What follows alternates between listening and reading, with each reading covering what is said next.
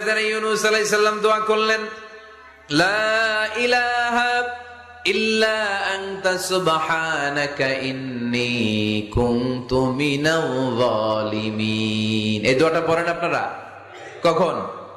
তুফান ছুটলে? কখন পড়েন আপনারা ইউসুফের খিলে এই দোয়াটা?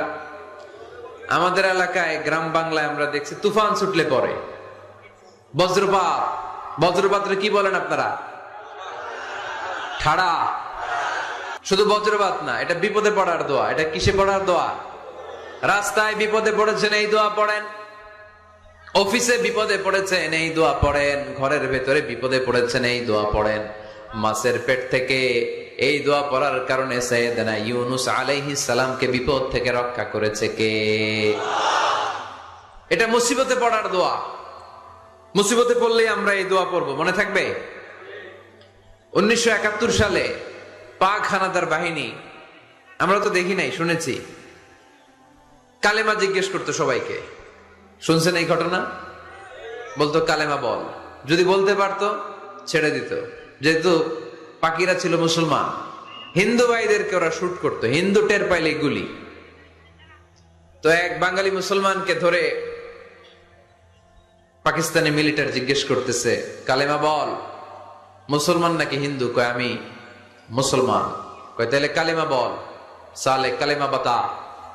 এখন সে ভয়ে এই দোয়া পড়া শুরু করছে।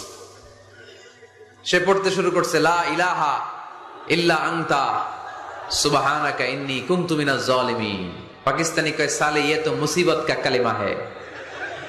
মানে বাঙালি এটা তো মুসিবতে পড়লে পড়ে, বাঙালি কয় হাম তো ভি মুসিবত মে হ্যায়, আমিও তো মুসিবতেই আছি।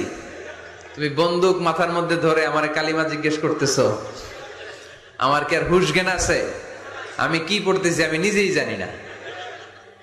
তাহলে এটা হচ্ছে মুসিবত কা দোয়া, মুসিবত কা কালিমা। বিপদে পড়লেই পড়বেন, শুধু এমন না যে তুফান ছুটলে পড়বেন, আকাশে থান্ডার বজ্রপাতে পড়বেন না। যে কোনো দোয়াতেই লা ইলাহা ইল্লা আনতা সুবহানাকা ইন্নী কুনতু মিনাজ জালিমিন।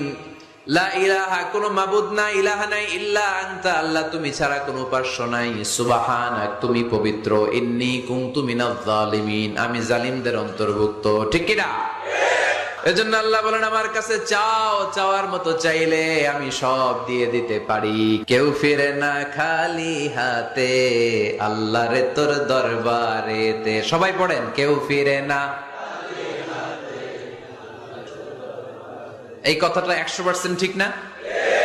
সুবহানাল্লাহ বলেন। এজন্য এখন থেকে বেশি বেশি কি করব? কি করবেন? কার কাছে চাইবেন? কবুল করবে উনি? বিশ্বাস হয়? সন্দেহ লাগে।